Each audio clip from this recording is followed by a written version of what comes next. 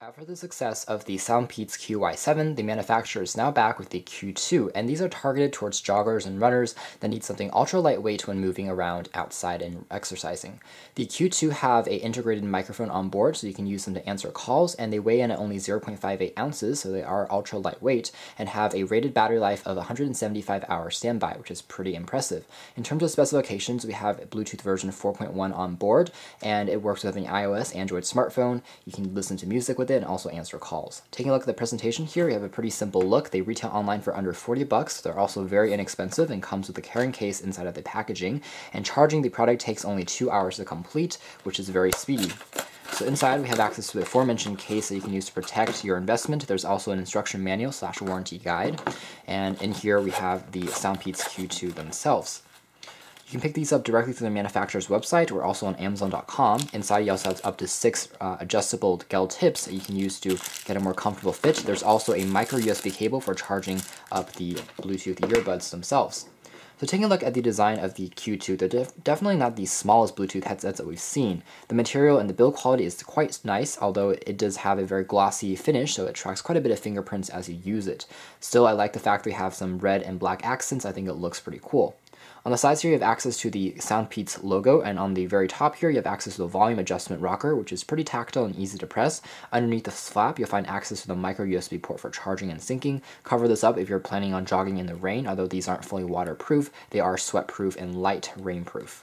On the other side, there's access to a power on-off switch, which also dubs as the reject/call key. You hold on that for a few seconds longer to start pairing to a smartphone or a tablet.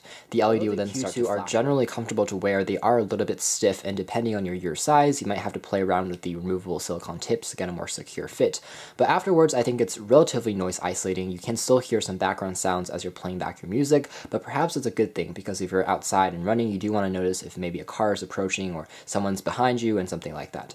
Overall, though, I would say it's relatively lightweight, and the hook here actually goes onto the sides of your ears and provides a fairly secure connection, so even if you move around or jog around, I didn't have any issues where the Q2 actually fell out of my ears, which is good. In terms of sound quality, they are about the same as the QY7. With the QY7, I noticed a bit more of a background distortion, whereas the Q2 that you have here is a bit more clean in the sound quality, so it's definitely more crisp and I think a bit of an update over the predecessor. Overall, though, the connection range is still at around 10 meters. If you get a little bit longer out of that range, it will start to fade out. Your music will have more static in the background, but that's to be expected with most Bluetooth headsets, especially at this price range.